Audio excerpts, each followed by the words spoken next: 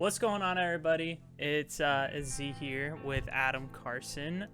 We'll get into his introduction in a second here. Welcome to Aspyre cast. I don't even know what episode we're on because we just keep recording them and then I never know what exactly episode number we're on. But today we're going to talk a little bit about Apex and all of that. But before we get into that, you guys really haven't met Adam at all yet, so we're gonna go ahead and hear a brief introduction from Adam Carson. So take it away, Adam. What's up, everybody? I'm Adam Carson. I was the coach, and I'm currently the manager of the Apex Legends team. We just got a new coach signed yesterday, which is really hype. We're going to be releasing some information about him soon, so be aware of that. I'm kind of the person who's getting all the scrims, the other orgs together, kind of putting everything together. Been coaching for the past, I think, month now, the Apex team, and we've definitely shown some big improvements, but we're ready for another huge leap. So I'm really excited about that. Some of the things that we're going to be talking about, though, today regarding Apex Legends is the quality of life changes that we kind of want to see. BR, arena, weapons, legends, kind of everything.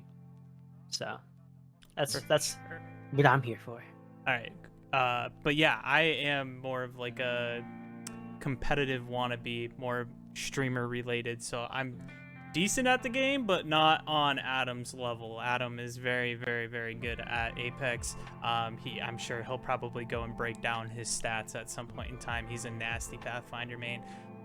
Maybe not main, but you're definitely, are you a main Pathfinder main? Yeah, I'm an arena Pathfinder main, and then when it comes to BR, I kind of play a lot of utility scan. It's more of my area. Gotcha. Yeah, he's insane with Pathfinder grapples. You guys have probably seen it a couple times pop up on whether or not you're looking at the Instagram, the TikTok, or the YouTube as well. We put up a video of Adam teaching you guys how to do wall jumps and stuff like that. So yeah. Mechanical stuff. Yes, mechanical stuff. So what did you say the first one you wanted to break down into? Let's go over the quality of life, because this is kind of going to go over like everything that people are really here to listen for. And that means Seer. We're going to be talking about Seer a little bit, because I feel like we need to talk about this. But before we get to that, I feel like we need to talk about the servers themselves, because a lot of people are having issues with the servers. I mean, if you don't know, there's 20 tick servers in Apex Legends. In CSGO and all these other different games, you have like higher tick servers, like 64 or even better. Well, what does this exactly mean? Well, with less ticks, the refresh rate's a little bit lower.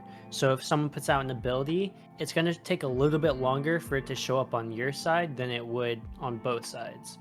So that means you're going to be getting hit by stuff you weren't really near. For instance, with Seer, if you get just outside of his range on that little tactical ability, you're still most likely going to get hit, which doesn't really make too much sense. No regs, if you hit someone and you see them splat, you get the hit marker but no damage. You hit on the wrong tick and now it didn't really actually happen. As well as a lot of other people in like higher ranks like Predator, they get slow-mo servers. So what that means is everything is slow motion in the game. I know that you can have slow motion in videos while you're on your phone or something, but that's just more of like a RAM hardware thing. You can't really process, and that's exactly what's happening to the servers. If you've never had that happen, have you personally had that happen, Adam? Yes. Yeah. Yes, I run into quite a bit of this.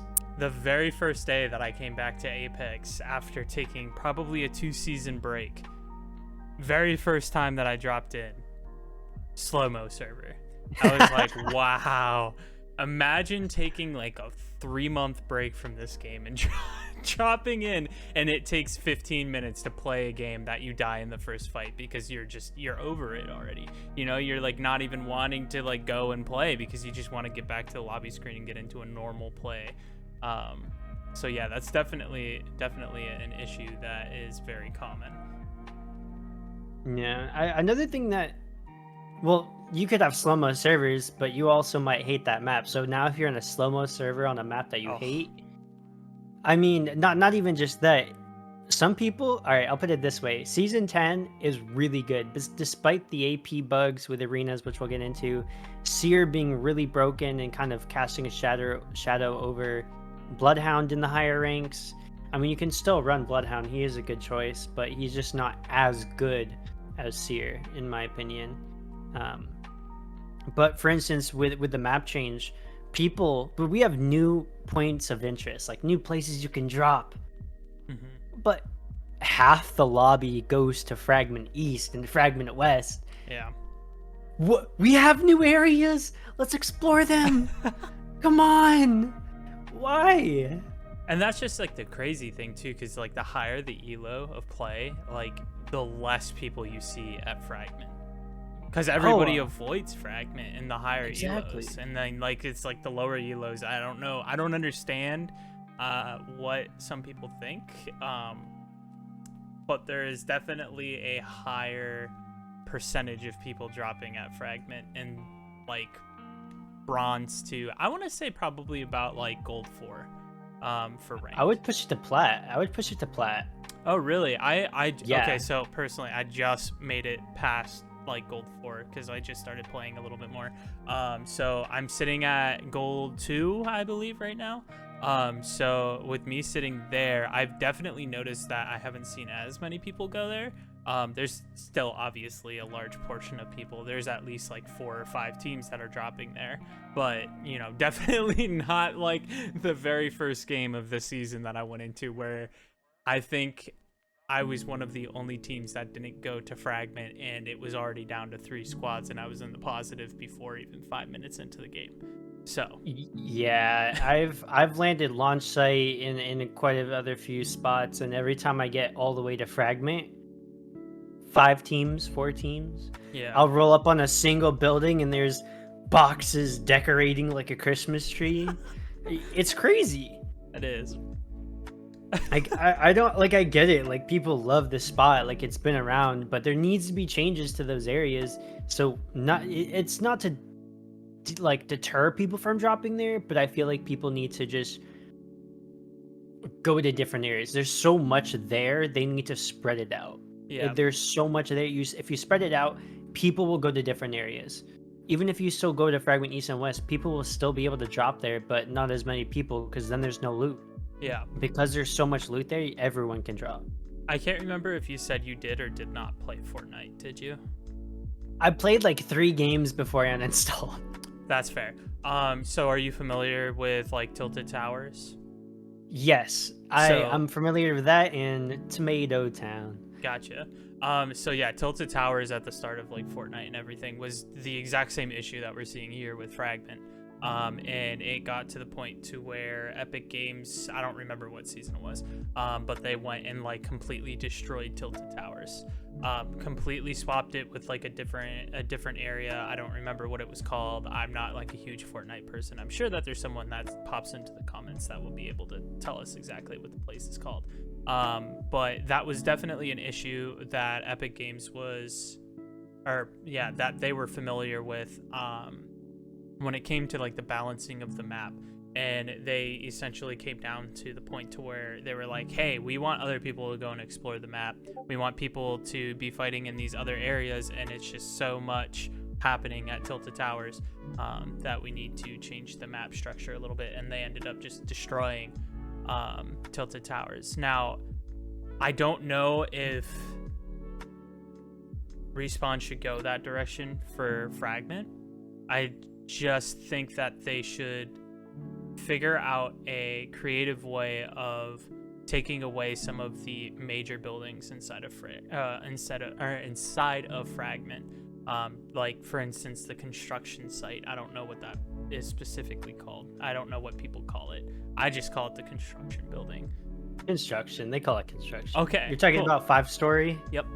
Yep. 5-story or construction's typically those names. So I noticed that building, the one that like right when you go through that underpass bridge kind of area, depending on which way you go, you know what I'm talking about? There's the divide from the ravine. It's right on the right hand side of the ravine. Those 2 buildings, the top portion of the building is destroyed a little bit. I can't think of the names of them. Do you know what I'm talking about? Not exactly, but I most likely do. Okay, so so when we were playing, do you know where that guy was like sitting up on top the octane that was shooting at me, and I was like, I didn't even know you could get up there. The Yes, building yes. directly to the right of that, if you're looking from our POV in that instance, those buildings Yeah. that are right over there that are like stacked Market. right next to each other. Yes, It's there like we go. that. It's like a giant circle. You Hmm. can go in from any way, and there was like 50 loot boxes right there alone. Yeah. Yeah, Yeah, so that area 100%. is definitely another one that I think would benefit from a rework. But I don't want to harp on Yeah. like rework or anything like that, because like even though I have a background in games, like balancing specifically larger maps is not my forte. So kind of I feel like if I were to go and suggest anything, it would probably cause more problems than good. So I don't even want to suggest anything for them to do. Yeah, no, 100%. I have a little bit of experience in game design, but only with 3D like modeling and asset creation. So Well, I went I to don't school even for really it. have. Oh, okay, Yeah. okay. So I can see where you're coming from. It's 100% like we don't know, we don't have that experience, Exactly. but 100% we see that there's an issue in that we want an issue to be fixed. Yeah. So if there's people out there who have the experience, definitely take the time to look at it and really see what they need to do. Check the percentages of how many people die in these specific areas, how much loot spawns in these areas. I mean, even if we take it all the way to arenas, there's some arena maps that make 0 sense. I mean, with the release of season 10, we got arena ranked. Fantastic. There is a massive bug with the AP system, but one of the maps they just threw into the mix and straight into arena ranked, and that's we've never played on it. We had no reviews on it, and that's called Oasis, which I definitely think that they need to take out of that like pool of map plays, because it's a good map, but it's not good for arena ranked. Maybe for pubs. I mean, you have Thermal Station, which was so fun, but it's not a competitive map. There's so many other really good areas in these other maps like Olympus and Kings Canyon, like Artillery that was in arenas. There's so many other areas that are fun for BR. Might not fit into arena ranked, but definitely some good areas. And I think that they should definitely take a look at what they're doing right in these other maps and seeing what they can do to improve that same kind of stat ratio in these other areas into kind of Fragment East and West on World's Edge. I think that that might help a little bit. But like I said, no experience, don't have much to say on that.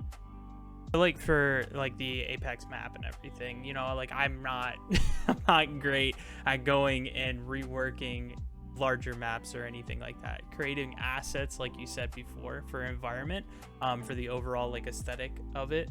I can do that, but I can't definitely not rework any sort of maps or anything like that. So Yeah. I guess that's kind of like more or less like a smooth transition to what we're going to be talking about next, which is balancing in general, specifically related to the new legend that came out, Seer. If you guys haven't already gone and seen anything related to Seer, it is definitely an issue that should be talked about, because let me tell you, sometimes it's really annoying to go against him. But yeah, I'll let Adam Oh, take this one away, because I know that he's yeah. passionate about Seer right now. Seer's underpowered. And if you ever hear that again, just know that you should block them because it's the opposite. It is the opposite. Seer is not underpowered. Seer has infinite, and I mean infinite, wall hacks. He's able to detect the height. He's able to detect how many players. He's able to detect the actual pin. He's able to pinpoint people. And it's up to 150 meters that It's you pretty could be insane. halfway across the map and you just right click without any weapon. And he goes, oh, half the lobby's this way. Yeah, right. Just run over, right? Just go have fun. All right, so Seer's tactical ability is 75 meters. I think that should be reduced to maybe 50 to 60. I would say comfortably 60 meters, if not maybe around there. Um, decrease his range of his heartbeat to that extent as well. If you can't hit them with your tactical, you should not be able to see them past your tactical. Honestly, Agreed. it just goes way too far. And why does it do damage? If you're I gonna don't add know. damage, if you're going to add damage to the Seer tactical, Bloodhound scan, your blood starts to curdle because you got found by Bloodhound. 10 damage. Add the damage to Bloodhound then, right? Crypto Yeah. scan, you feel a robotic pulse. 10 damage. Yeah. Just take all the damage out. Yeah, I definitely agree with No. that. That's one of my larger problems with him is just like you gain so much from his tactical. You cancel the ability to heal. Like if they're going and taking, you know, a shield bat or whatever and he hits you while that's in that animation, it cancels it. He gains the knowledge of where you're at specifically. He gains how much health you have as well, so he can tell his team whether or not to go and push.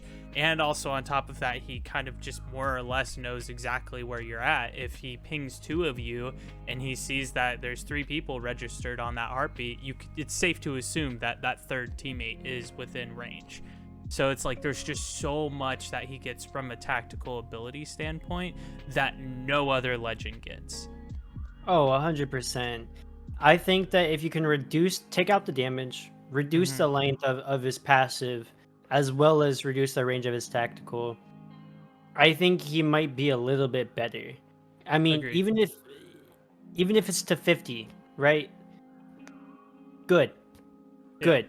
He still has infinite scan, pretty much. He's able to look around. It should come at a consequence. If you're going to land in fragment or something, you shouldn't be able to see someone on the opposite side, right? If you want a good scan, oh, by the way, while we're talking about the scan, it's 8 seconds that you scan them for, while Bloodhound has, I think it's 4 seconds. Yeah, it's very, very short.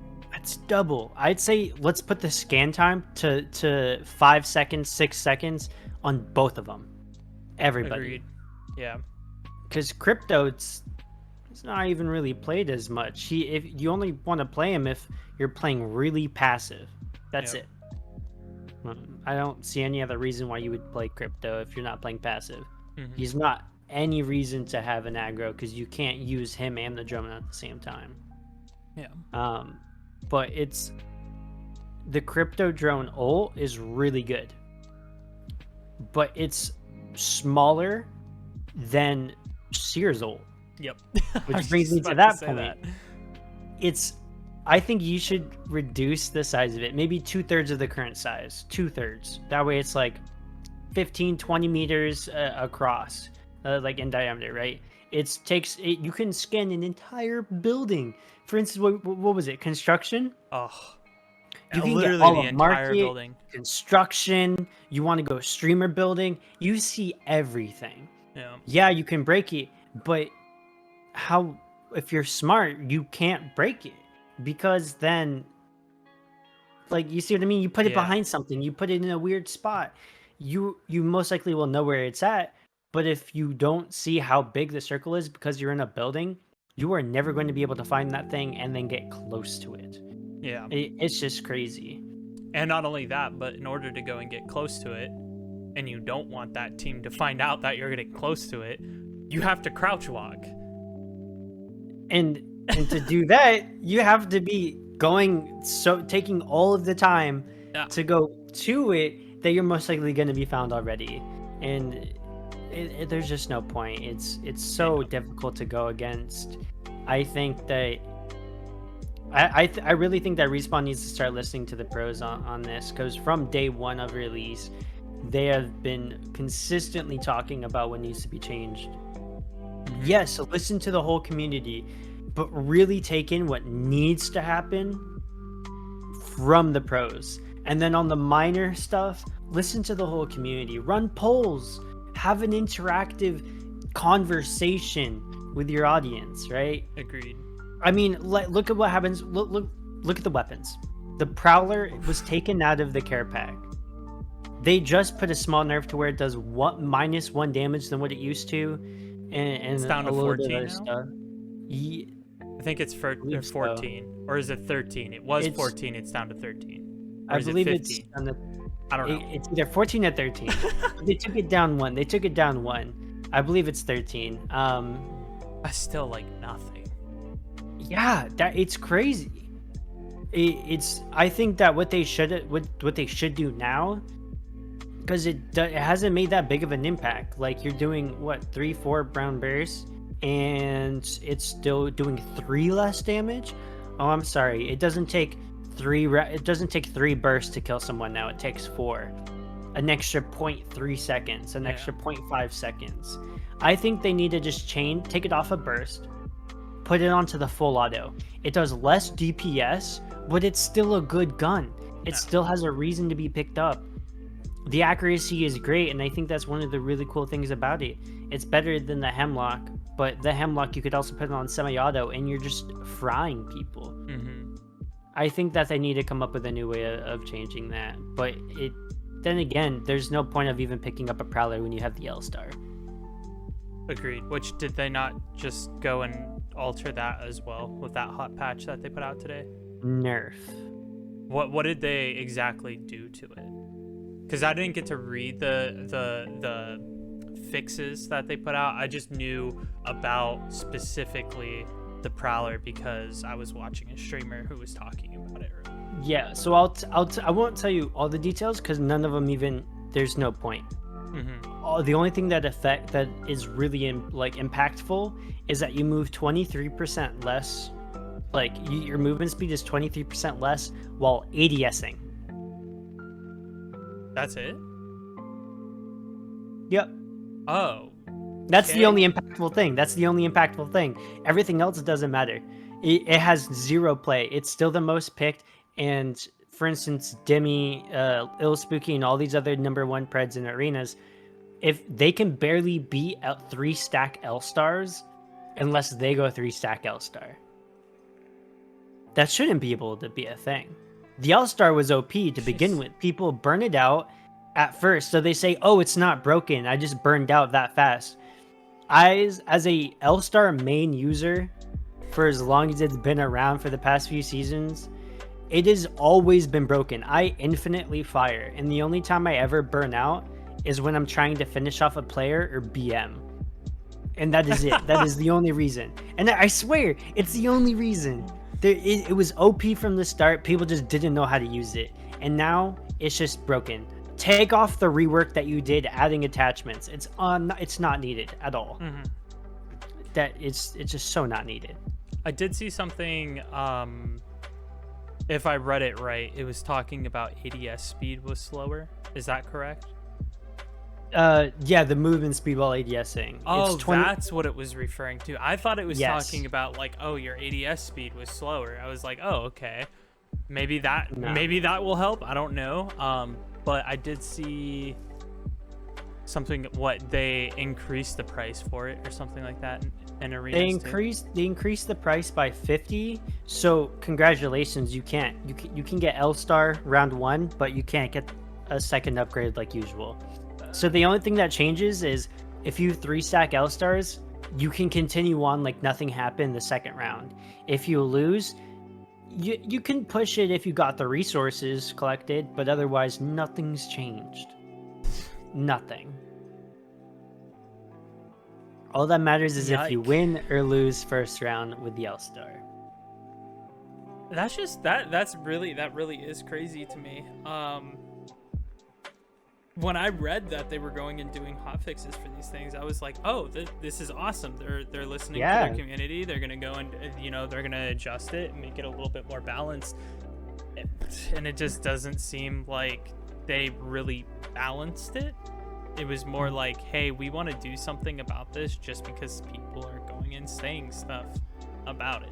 Is what it kind of feels like. It's like to calm the masses rather than fix it. You know what I mean? I will say this. I think the ADS speed wasn't really an issue for top players or even just like the higher elo community because they don't really use it as much. If you're ADSing, you're most likely next to an object. There's no reason for you to be out in the open. But as you get lower and lower rank, you find a lot of people are running and gunning while ADSing, and that's where that nerf comes in because now it's easier to shoot them. So they're still catering to these lower elo players, which they should be doing. They should be listening to the general opinion of everybody 100%. But that is not what's going to help the competitive scene. That's not going to bring in the money for the esports scene. It's not. It's going to get rid of it. A lot of people aren't going to be wanting to play ranked. I think you got to pay attention to the major changes from the top, and then the rest of the changes from everybody. Community polls, like I said earlier, reach out to your community. Please be interactive. Yeah. And that's the crazy thing. Like, at the start of when Apex first came out, season 1, it was phenomenal. They were like responding to like so many thread posts like immediately and all of this other stuff. And then it's like they hit season 3 and they're like, oh, we're gonna kind of like cut back on the interaction that we're having with our audience, and it's gonna kind of be like a we're doing this for us rather than for you guys. You can deal with the craziness. We'll just listen to what you have to say and not do anything for at least a little bit there. And like, hopefully, with how many people are constantly talking about it. I mean, if you go into anybody's stream, anybody, it doesn't matter who they are. It doesn't matter if they're top elo, low elo. It doesn't matter. Everybody's talking about the exact same things. And realistically, all it comes down to is that I think they should go back, or I don't think they should go. I don't think that they should go 0 to 100. But at the same point in time, I think they need to, in the sense that Fortnite did a phenomenal job at vaulting weapons. I think there are way too many freaking weapons in Apex, and that is the balancing issue that they're running into, is the fact that they cannot go and say, hey, there's this weapon, we need to balance it with all of these other weapons.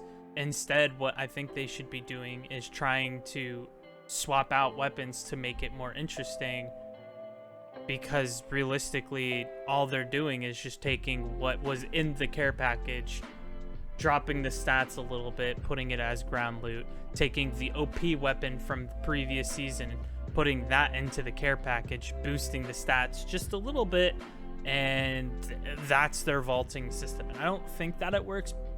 Personally, I don't think that's how it works, but yeah, 100%. I can agree with that. I think they did a really nice job with the alternator, though. Agreed. I 100%. The only real thing was the alternator and the Kraber.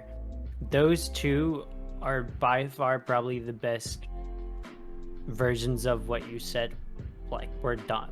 Mm-hmm. But everything else, even with the Spitfire, they reverted changes and then slapped it in there, and now it's like, okay, yeah.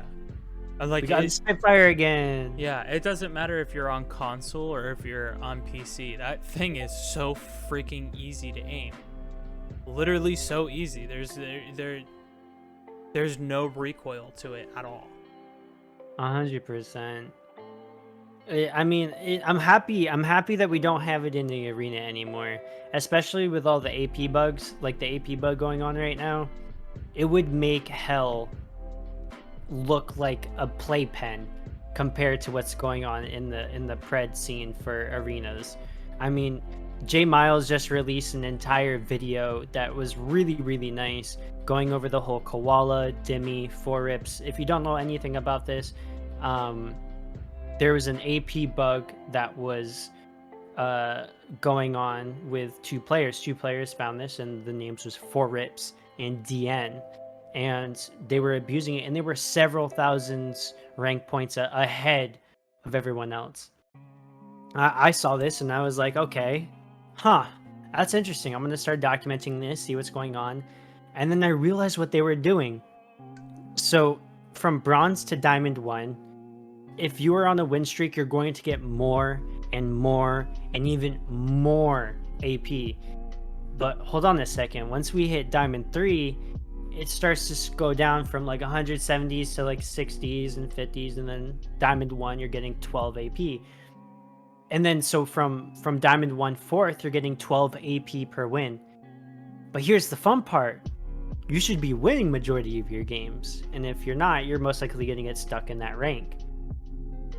But if you're a pred or a master player, you can get up to 178 AP per win by losing.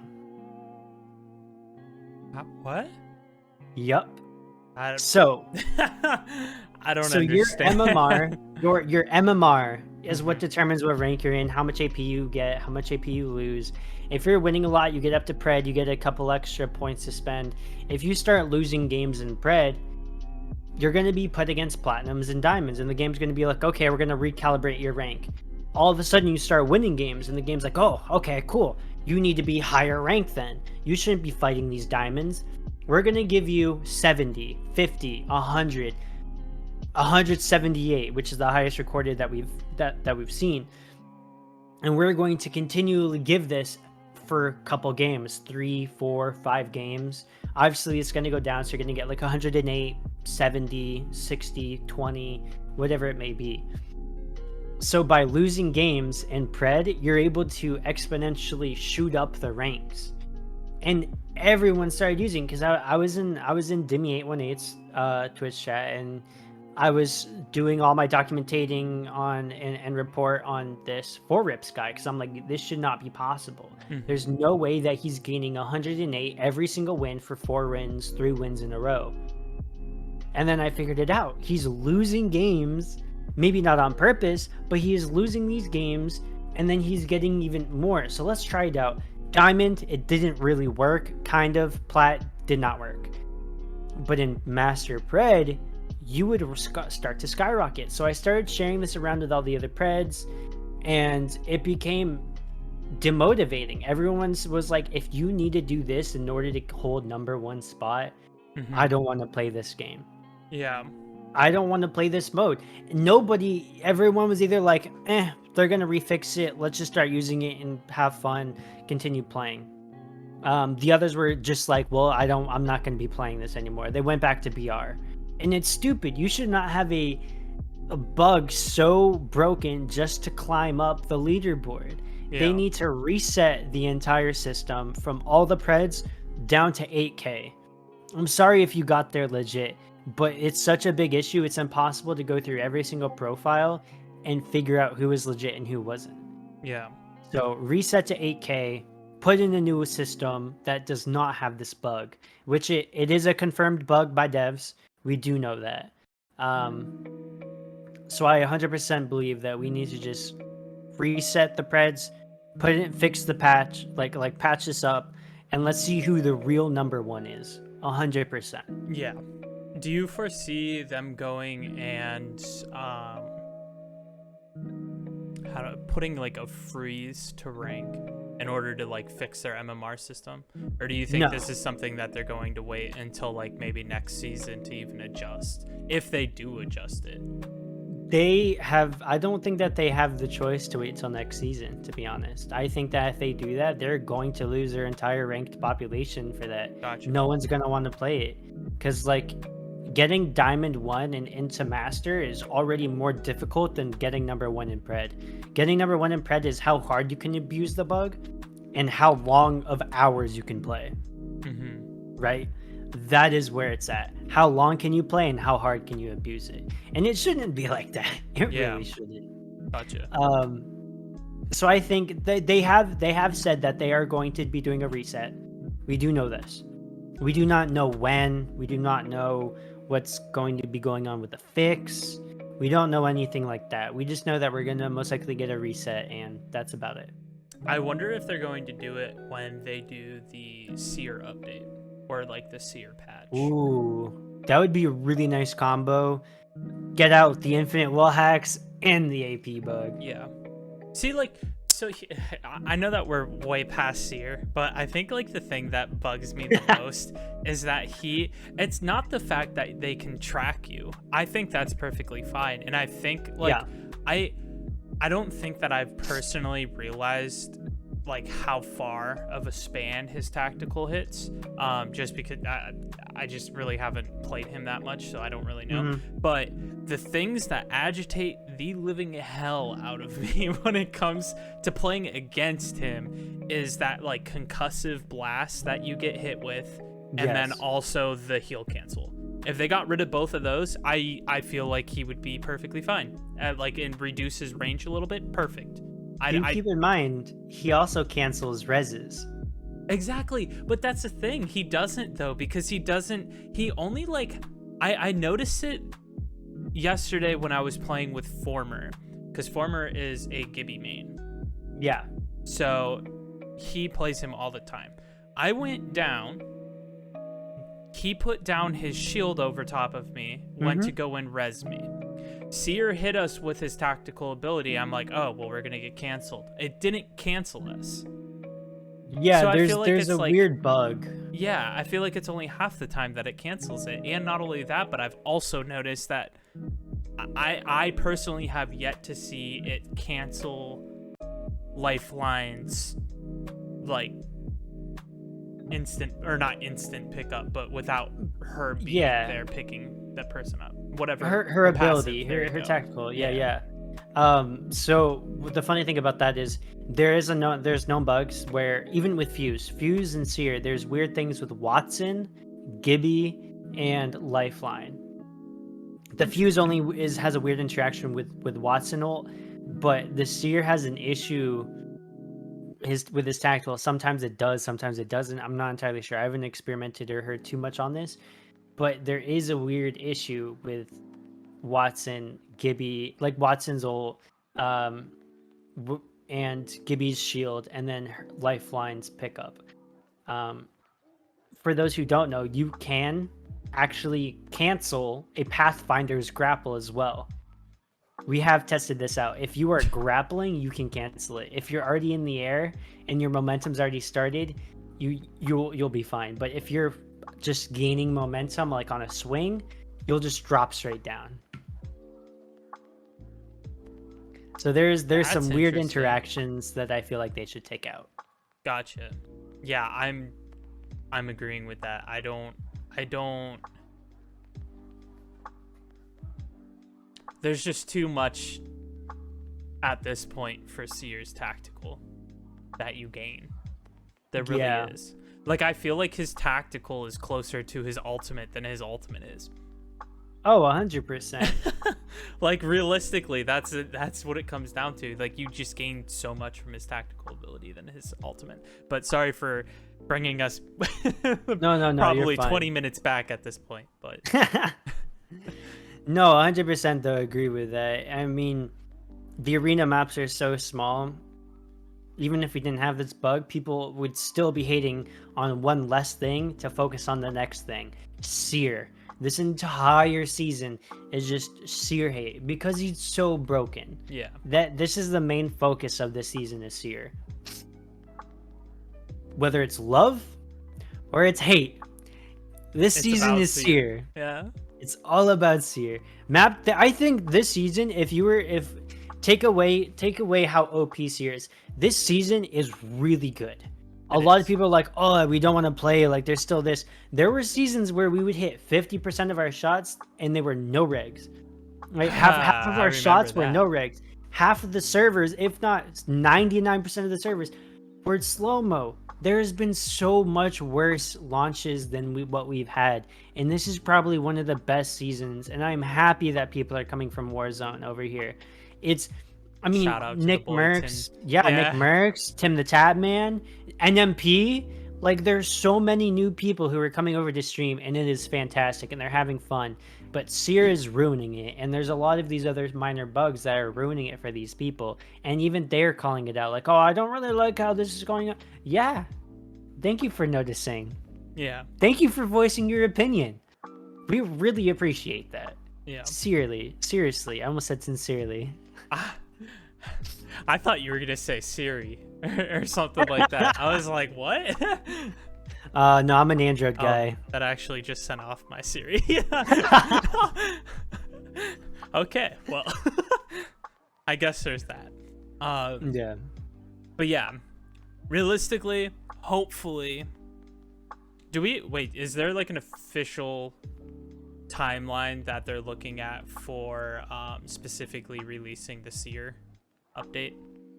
No, Respawn doesn't believe in timelines and being transparent. That's what I thought. Wasn't positive though. Yeah. So I guess realistically, we'll have to wait until that day comes in order to find out whether or not they're fixing all of this other stuff that's been going on. Yeah.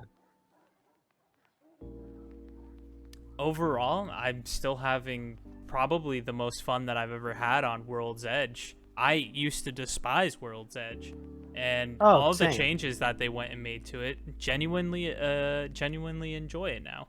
I don't think that there's really much outside of the whole fragment conversation that we had earlier that needs to come out of like a rework or anything like that for World's Edge. It looked like you were about to say something different. I mean, there's a few spots I could use a few changes. Maybe a little bit too much. I mean, you can't have too much lava, but there's definitely some spots that are a little bit too far away from each other. It feels a little bit awkward. But these are map changes that are good, but they aren't the best they could be. Fragment East and West are still like the main issue. Exactly. I mean, realistically, you're going to have those issues because of the fact that Kings Canyon is so much smaller than World's Edge. What World's Edge is like 30% bigger? 30. I don't have a stat for you for that. I think it was like 33% bigger when they went and announced World's Edge. They said that's how big it is. Sometimes it does feel like it's a little bit bigger than 33%, I must say. But yeah, overall, I genuinely kind of enjoy the state in which Apex is in right now. I think that Seer needs to be adjusted, and as soon as he is adjusted, I think we'll see kind of a shift in gears a little bit about comp trios. I do think that he's still going to be viable. I think that people are going to pick him regardless. I mean, he's really good right now, and that's not going to change anything. Yeah. But who knows? Maybe we'll start seeing some rotations of other legends, because I feel like there's a lot of them that do not get used as frequently anymore. They used to get used a lot because there was a lot less Apex legends in Apex. So 100% agree with that. No. We'll get there eventually. One day it will be a very balanced game that everybody can enjoy. But yeah, I think that is where we can leave that one. Unless you have any other things that you would like to say.